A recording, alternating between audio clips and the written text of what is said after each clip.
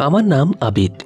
আমি আমার বেকারত্বের জ্বালায় চাকরির খোঁজে জায়গায় জায়গায় ঘুরতে ঘুরতে একেবারে ক্লান্ত হয়ে পড়েছিলাম।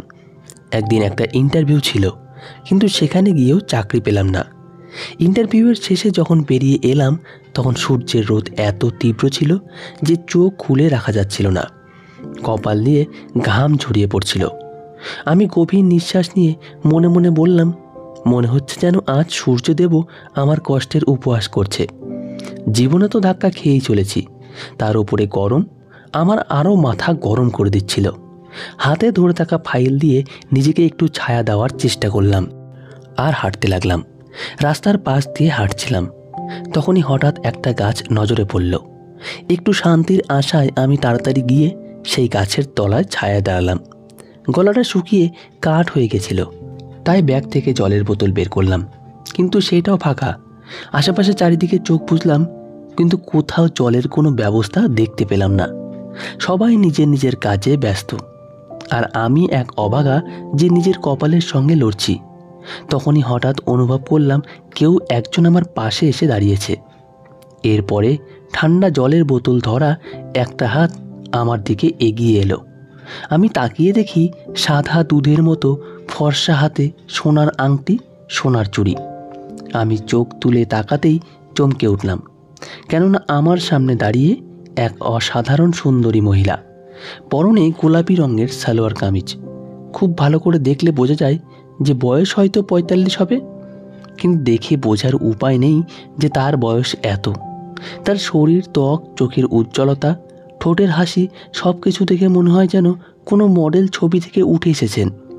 তিনি বললেন, এই নাও জল খাও, তোমার খুব পিপাসা লেগেছে তাই না?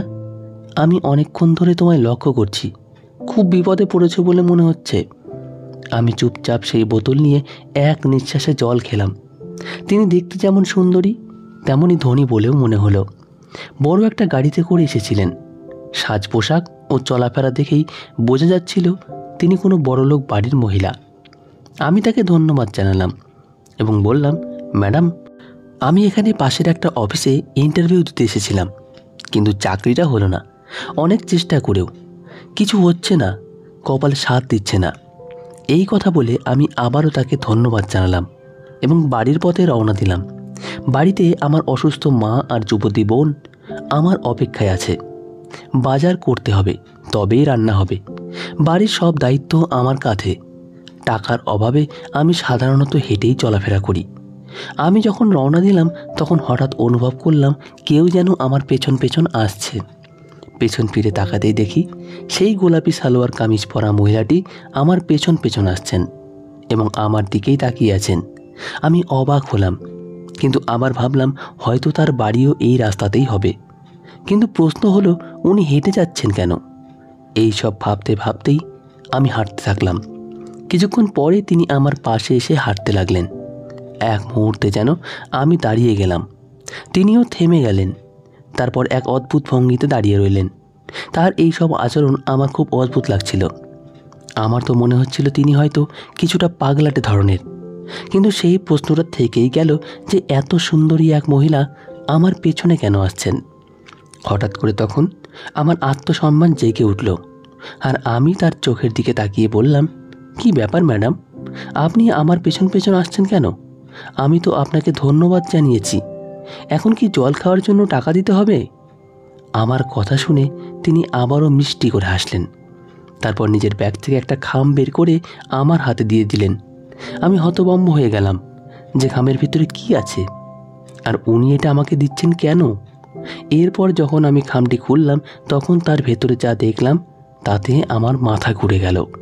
কেননা খামটার ভেতরে অনেক টাকা রাখা ছিল। এত টাকা যে আমি গুনেও শেষ করতে পারছিলাম না। তবে আন্দাজে বোঝা যাচ্ছিল টাকার পরিমাণ লাখের ওপর। আমার হাত কাঁপছিল, কেননা আমার পকেটে তখন কেবল কয়েকটা টাকা, আর এদিকে সামনে লক্ষাধিক টাকা। তিনি বললেন, এই টাকা তোমার হতে পারে, তুমি চাইলে আমি তোমাকে এই পুরো টাকা দিতে পারি। এছাড়াও তোমাকে 10 লক্ষ টাকা দেব। তুমি কি এই টাকার মালিক হতে চাও? আমি হতভম্ব হয়ে তার দিকে তাকালাম, কেননা উনি এত টাকা আমাকে কেন দিতে চাইছেন। আমি প্রশ্ন করলাম, ম্যাডাম, আপনি আমাকে এত টাকা কেন দিতে চাইছেন? আমরা তো একে অপরকে চিনি না।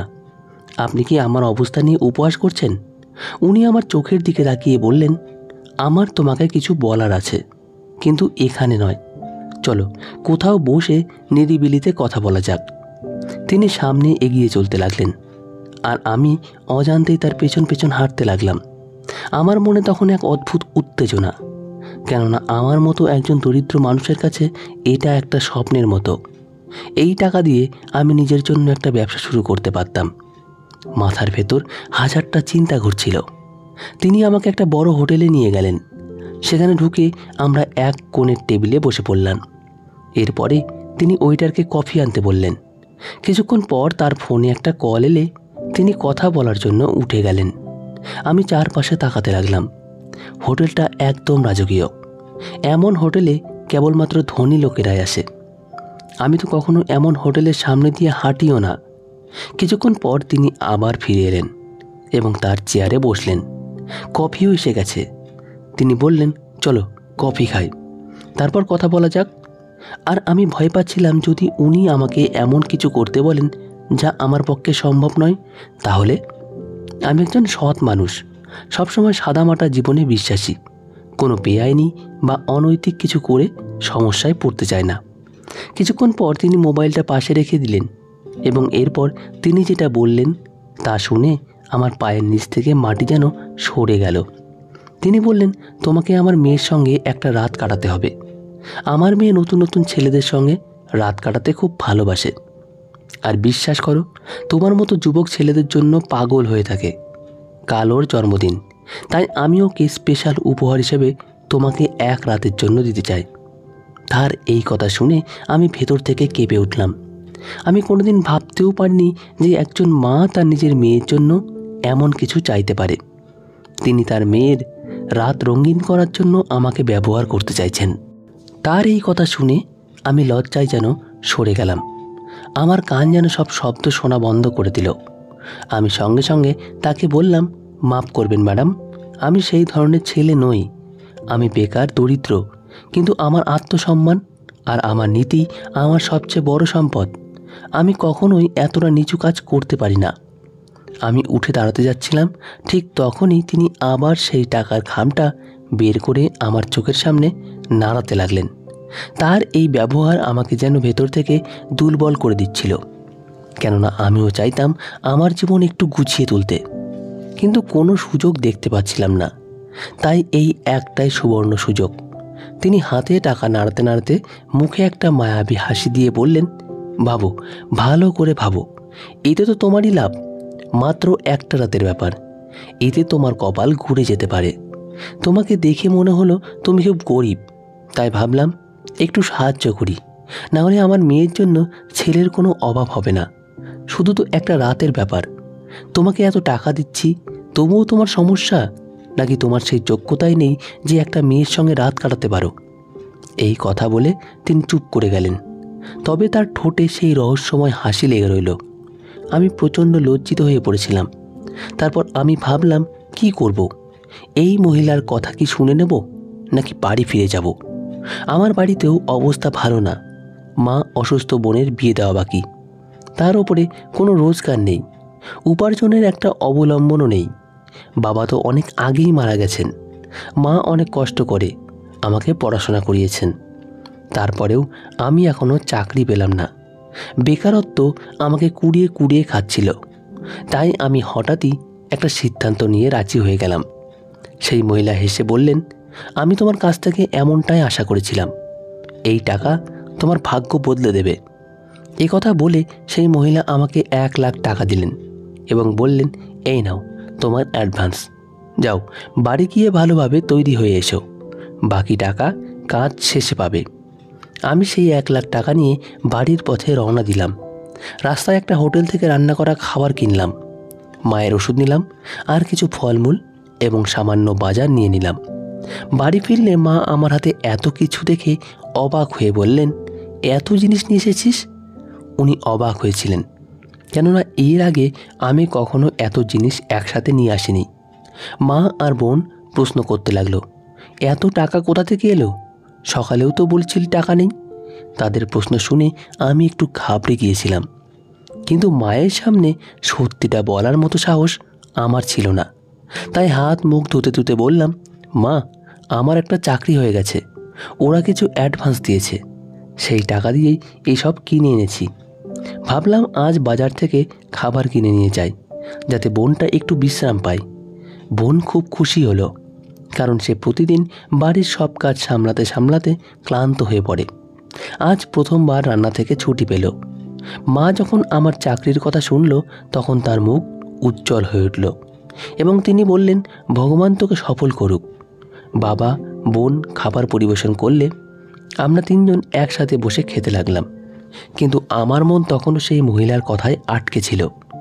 সেই মেয়ে, সেই রাত, সেই 10 লক্ষ টাকা, এসব কি সত্যি নাকি একটা ফাঁদ? যাই হোক, এর উত্তর তো আগামীকালই পাওয়া যাবে। পরদিন নির্ধারিত সময়ে আমি তৈরি হয়ে বাড়ি থেকে বেরোনোর আগে মা জিজ্ঞেস করলে, বাবা, এত সুন্দর করে সেজেগুজে কোথায় যাচ্ছিস? আমি বললাম, মা, কাল বলেছিলাম না চাকরি পেয়েছি, সেখানেই যাচ্ছি। তুমি ভগবানের কাছে প্রার্থনা করো যাতে তোমার ছেলে সফল হয়। এই বলে আমি এক রিক্সা ধরে সেই মহিলার দেওয়ায় ঠিকানায় উদ্দেশ্যে বেরিয়ে পড়লাম। যখন সেই ঠিকানায় পৌঁছালাম, তখন চোখ বড় বড় হয়ে গেল, কেননা সামনে যা দেখলাম তাতে তো আমি হতভম্ব হয়ে গেলাম। আমি আবার ঠিকানাটা হাতে মিলিয়ে দেখলাম যে এই ঠিকানায় কিনা, কিন্তু মিলিয়ে দেখলাম হ্যাঁ, ঠিকানা তো এইটাই। এটা কোনো সাধারণ বাড়ি নয়, যেন একটা রাজপ্রাসাদ। এমন রাজকীয়, বিশাল আর সুন্দর বাড়ি আমি জীবনে কখনো দেখিনি। আমি অবাক হয়ে ভাবতে লাগলাম, এমন বাড়ির মহিলা এরকম কাজ কিভাবে করতে পারেন? আমি দরজার সামনে দাঁড়িয়ে তার দেওয়া নাম্বারে ফোন করলাম। তিনি ফোন ধরলেন এবং বললেন, কোথায় আছো তুমি? আমি বললাম, ম্যাডাম, আমি আপনার বাড়ির বাইরে দাঁড়িয়ে আছি। তিনি বললেন, বাইরে কেন? তাড়াতাড়ি ভিতরে এসো, আমি অনেকক্ষণ ধরে তোমার জন্য অপেক্ষা করছি। আমি ভয়ে ভয়ে বাড়ির ভিতরে ঢুকলাম, কেননা এমন অভিজাত বাড়ি তো কেবল সিনেমাতেই দেখেছি। ঘরে ঢুকে দেখি সেই মহিলা পুরুষ সাজগোজ করে দাঁড়িয়ে আছেন। আমি তাকে আস্তে আস্তে বললাম, ম্যাডাম, আমি কিন্তু এরকম ছেলে নয়, আমি বাধ্য, তাই তো এমন কাজ করতে এলাম। আমি এই কথা বলতেই সেই মহিলা হেসে উঠলেন এবং বললেন, আমার মনে হচ্ছে তুমি হয়তো কাজটা ঠিকমতো করবে না, আর যদি কাজটা ঠিকভাবে না করো তাহলে কিন্তু টাকা পাবে না। যদি টাকা চাই তাহলে আমার কথা মতোই সব করতে হবে। তারপর বললেন, আচ্ছা ঠিক আছে, বসো। এরপরে তিনি কাজের মেয়েকে ডাক দিয়ে বললেন, অতিথি এসেছে, ওনার জন্য চা নিয়ে এসো। আমি তাকে যত দেখছিলাম ততই অবাক হচ্ছিলাম। চিন্তার পর চিন্তা এসে আমার মাথায় ভিড় করতে লাগলো। তখনই সেই মহিলা আবার বললেন, তোমাকে যে কাজের জন্য ডাকা হয়েছে সেটা আজ রাতেই হবে, তাই রাত হওয়া অবধি তুমি এখানেই থাকো আর সময় কাটাও। সারাদিন আমি সেই বাড়িতে বসেই কাটালাম। সময় মতো খাবার দাবার সব দেওয়া হচ্ছিল। রাত নামতেই সেই মহিলা আমার কাছে এসে বললেন, তোমার অপেক্ষার অবসান হলো, এখন তোমাকে আমার মেয়ের ঘরে যেতে হবে, কেননা সে তোমার জন্য অপেক্ষা করছে। আমার বুক ধুকধুক করতে লাগলো, কেননা যদি মা এত সুন্দরী হয় তাহলে মেয়ে তো আরও অপরূপ হবে। আর যখন মা নিজেই আমাকে তার মেয়ের ঘরে পাঠাচ্ছেন, তখন আমি পিছিয়ে যাব কেন? আমি ধীরে ধীরে সিঁড়ি বেয়ে উঠলাম এবং মেয়ের ঘরের সামনে এসে দাঁড়ালাম। তার মা নিজেই দরজা খুলে দিলে আমি ঘরের ভেতরে পা রাখলাম এবং আমি যা দেখলাম তাতে আমি স্তব্ধ হয়ে গেলাম। ঘরটা এমনভাবে সাজানো যেন আজ আমার বাসর রাত। ঘরে ঢুকে দেখলাম বিছানায় একটা অপরূপ সুন্দরী মেয়ে শুয়ে আছে। এমন রূপবতী মেয়ে আমি আজকের আগে কোনো দিন দেখিনি। কিন্তু একটা অদ্ভুত বিষয় হলো, মেয়েটা কি ঘুমাচ্ছে নাকি অজ্ঞান আছে? আমি অবাক হয়ে জিজ্ঞেস করলাম, ম্যাডাম, মেয়েটা কি ঘুমাচ্ছে? তিনি আস্তে করে বললেন, না, আমি নিজেই ওকে অজ্ঞান করে দিয়েছি। এখন তোমার যা করার করে ফেলো, আর কাজ শেষ হলে টাকা নিয়ে চলে যেও। এই কথা বলে তিনি আমার কাঁধে হাত রেখে চলে গেলেন আর দরজা বাইরে থেকে আটকে দিলেন। আমি আস্তে আস্তে মেয়েটার কাছে গিয়ে দাঁড়ালাম। সে এতটাই সুন্দরী যে আমি চোখের পলক ফেলতে ভুলে গেছিলাম। আমি নিজেকে সামলানোর চেষ্টা করছিলাম, কিন্তু তারপর যার জন্য টাকা পাবো সেই কাজের দিকে মন দিলাম। ঘরে আমার প্রায় 2 ঘন্টা কেটে গেছে। এরপরে আমি জানালা দিয়ে বাইরে তাকিয়ে দেখলাম তার মা হাঁটাহাঁটি করছেন, সম্ভবত আমার জন্য অপেক্ষা করছিলেন। তাই আমি জামার বোতাম লাগিয়ে নিচে নেমে এলাম এবং তার সামনে গিয়ে দাঁড়ালাম। তিনি আমার দিকে এক দৃষ্টে তাকিয়ে থাকলে আমি হালকা হাসি দিয়ে বললাম, ম্যাডাম, আমার কাজ শেষ। আমার এই কথা শুনে তার মুখে এক চওড়া হাসি ফুটে উঠল। এরপর তিনি বললেন, আমার মেয়েকে জেগে উঠেছিল? আমি তাকে বললাম, না, সে তো পুরো সময়টাই অজ্ঞান হয়েছিল, আর আমি আমার কাজ শেষ করে নিয়েছি।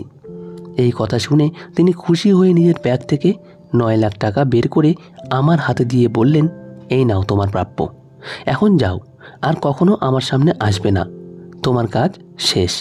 আর মনে রেখো, এই বিষয়ে যদি কাউকে কিছু বলো তাহলে আমি কি করতে পারি সেটা তুমি ভালোভাবেই জানো। আমি তার সব কথা শুনে চুপচাপ সেখান থেকে বেরিয়ে এলাম। হঠাৎ করেই আমার হাতে এত টাকা এসে গেল, যেটা আমার জন্য খুব বড় ব্যাপার ছিল। আমি মাকে একটা অজুহাত দিয়ে বললাম, অফিসে প্রথম দিনেই আমার কাজ দেখে বস এতটা খুশি হয়েছেন যে অগ্রিম দিয়ে দিয়েছেন। এখন আমাদের দারিদ্র দূর হয়ে যাবে। মা আমার মুখে এত খুশি দেখে একটু চিন্তায় পড়ে গেলেন। পরের রাতে আবার সেই মহিলার ফোন এলো। আমি ফোন ধরতেই তিনি বললেন, তোমার কাজ আমার খুব ভালো লেগেছে। আমি ভাবিনি তুমি এতটা নিখুঁতভাবে কাজ করবে। তোমার টাকার দরকার হলে আমাকে বলো, আমি পাঠিয়ে দেব, কেননা তুমি আমার বোঝা হালকা করে দিয়েছ।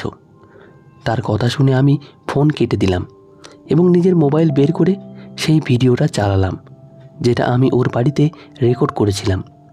আমি ভিডিওটা রেকর্ড করেছিলাম যাতে দরকার হলে এই ভিডিও দিয়ে আমি তার কাছ থেকে আরও টাকা বের করতে পারি। ঘড়ির দিকে তাকিয়ে দেখলাম রাত প্রায় 12টা বাজে। আমাকে এখনই ঘুমিয়ে পড়তে হবে, কেননা পরদিন সকালে আমাকে অনেক বড় একটা কাজ করতে হবে। পরদিন সকালে আমি তাড়াতাড়ি উঠে আবার সেই মহিলার রাজমহলের দিকে রওনা দিলাম। এখন সবে সকাল 7টা। এই সময় ধনী মানুষেরা ঘুমিয়ে থাকে। আমি বাড়ির বাইরে পৌঁছে তার দেওয়া নম্বরে ফোন করলাম। কিছুক্ষণের মধ্যেই দরজা খুলে গেল, আর এক মহিলা নিজেই বাইরে এসে একটাও কথা না বলে আমার বাইকে বসে বলল। এই বাইকটাও আমার ছিল না, আমি আমার এক বন্ধুর কাছ থেকে কয়েক ঘন্টার জন্য ধার নিয়েছিলাম, কেননা আজ আমাকে সোজা কোর্টে যেতে হবে। আজ আমি সেই মেয়েটিকে কোর্ট ম্যারেজ করতে নিয়ে যাচ্ছি, যে মেয়েটির ঘরে আমাকে রাতের বেলা পাঠানো হয়েছিল। কোর্টের সামনে পৌঁছে যখন বাইক থেকে নেমে মেয়েটার দিকে তাকালাম, তখন দেখি সে মাথা নিচু করে দাঁড়িয়ে আছে। তার নাম কাবেরী, আর সে অসম্ভব সুন্দরী। তার টানা টানা চোখে জল জমেছিল, কেননা আজ সে যে সিদ্ধান্তটা নিতে চলেছে তা ওর মঙ্গলের জন্যই। কিন্তু দুর্ভাগ্যজনক ব্যাপার হলো, গত রাতে সেই স্মৃতি আজও আমাদের সামনে দাঁড়িয়ে। সম্ভবত এই কারণেই আমি সিদ্ধান্ত নিই যে আমি এই মেয়েটাকে বিয়ে করব। তার নীরবতায় আমি তার যন্ত্রণাকে অনুভব করতে পারছিলাম। তার পুরো শরীর কাঁপছিল, আর চোখ থেকে বারবার জল ঝরে পড়ছিল। যখন সে কোর্ট ম্যারেজের কাগজে সই করল, তখন হাউমাউ করে কেঁদে ফেলল। কিন্তু এই কাজটা করা ভীষণ জরুরি ছিল। গত রাতে আমি যখন সেই ঘরে প্রবেশ করেছিলাম আর তার মা দরজা বন্ধ করে চলে গেছিল, তখন চোখ তুলে মেয়েটার দিকে তাকালাম। সে ছিল অসাধারণ সুন্দর, একদম যেন কোনো সিনেমার নায়িকা। তার রূপ আমাকে এক মুহূর্তের জন্য থমকে দেয়। যে কোনো লোভী মানুষ সেই মুহূর্তে সুযোগ নিতে চাইত, কিন্তু তার নিষ্পাপ মুখ আমাকে ভেতর থেকে নাড়িয়ে দেয়।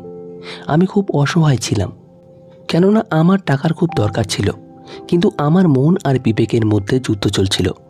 ঘরের ভিতর পায়চারি করতে করতে ভাবছিলাম, ইস, ভগবান যদি এমন একটা পথ দেখাতেন যাতে কোনো ভুল কাজও করতে হবে না, আর আমার প্রয়োজনটা মিটে যাবে। ঠিক তখনই আমার চোখ পড়ে ঘরের একপাশে রাখা একটা ডায়েরির ওপর। ডায়েরিটা খুব যত্নে রাখা এবং সুন্দরভাবে সাজানো ছিল। সম্ভবত এই মেয়েটাই সেইটা লিখেছে। আমি ডায়েরিটা খুলে পড়তে শুরু করলাম। সেখানে লেখা ছিল, এই মহিলা আমার সৎ মা। সে সবাইকে বুঝিয়েছে যে আমি পাগল। সে আমাকে বাড়ি থেকে বের করে দিতে চায়, যাতে বাবার সমস্ত সম্পত্তি নিজের করে নিতে পারে। এর কথায় প্রভাবিত হয়ে আমার বাবা ভাবেন আমি সত্যিই মানসিক রোগী। এই মহিলার অত্যাচার আমি আর সহ্য করতে পারছি না। এই মহিলা যদি আবার আমার বাবার চোখে আমাকে ছোট করে, তাহলে আমি আত্মহত্যা করব। তার এই লেখাগুলো পড়তে পড়তে আমার হৃদয় কেঁপে উঠল। মেয়েটার জীবনে কত কষ্ট ছিল সেটা ডায়েরির প্রতিটা লাইনে স্পষ্ট। তার সৎ মা যে আমায় ডেকে এনেছিল, সে চাইছিল মেয়েটার চরিত্র নষ্ট করে দিতে। যাতে তার বাবা তাকে বাড়ি থেকে বের করে পাগলা গারদে দিয়ে দেন। আমিও যদিও সেই মহিলার প্রস্তাবে রাজি হয়েছিলাম, কিন্তু তবুও আমার বিবেক আমাকে থামিয়ে দিয়েছিল। মেয়েটা তখন অজ্ঞান অবস্থায় ছিল। তার সৎমা ইচ্ছাকৃতভাবে তাকে ঘুমের ওষুধ খাইয়ে দিয়েছিল, যাতে জ্ঞান ফেরার পর সে নিজেকে কলঙ্কিত অনুভব করে। আমি তো মানুষ, কোনো পশু নয়। তাই আমি স্থির সিদ্ধান্ত নিয়েছিলাম যে আমি এই মেয়েটার সঙ্গে কিছুই করব না। এরপর আমি বারবার তাকে জাগানোর চেষ্টা করতে লাগলাম। অনেকক্ষণ চেষ্টার পর অবশেষে মেয়েটার চোখ খুলল। এরপরে সে হঠাৎ আমাকে তার ঘরে দেখে ভয় পেয়ে গেল এবং কাঁদতে কাঁদতে জিজ্ঞাসা করল, তুমি কে, আর আমার ঘরে কি করছো? সে আমাকে থেকে দূরে সরে যাচ্ছিল। আমি তাকে শান্ত করে বললাম, ভয় পেও না, সব কিছু বলছি আমি, কোনো খারাপ লোক নই আমি। এরপরে আমি তাকে সব কিছু খুলে বললাম যে তার সৎমা আমাকে কি করার প্রস্তাব দিয়েছে এবং সেই কাজের বদলে আমাকে 10 লাখ টাকা দেওয়ার কথা বলছে। আমার এই কথা শুনে সে যেন নিজের কানকে বিশ্বাস করতে পারছিল না। তারপর সে দুহাতে মুখ ঢেকে হাউমাউ করে কেঁদে ফেলল এবং কাঁদতে কাঁদতে বলল, আমি ভাবতেও পারিনি যে আমার সৎমা এত নিচে নামতে পারে। কেউ মেয়ে হয়ে আরেকজন মেয়ের সঙ্গে এমন নোংরামি করতে পারে, এটা আমি কখনো কল্পনাও করিনি। তার চোখ দিয়ে অনবরত অশ্রু ঝরছিল। সে আরও বলতে লাগলো, আমার যখন 10 বছর বয়স তখন আমার মায়ের মৃত্যু হয়। আমি আমার মা বাবার একমাত্র সন্তান, তাই তারা আমাকে খুব ভালোবাসতেন। আমাদের পরিবারে কোনো কিছুর অভাব ছিল না। আমার জন্মের পরেই বাবা এই বিশাল বাংলোটা আমার নামে করে দেন, আর বাকি সম্পত্তির বেশিরভাগটা মায়ের চিকিৎসায় খরচ করেছিলেন।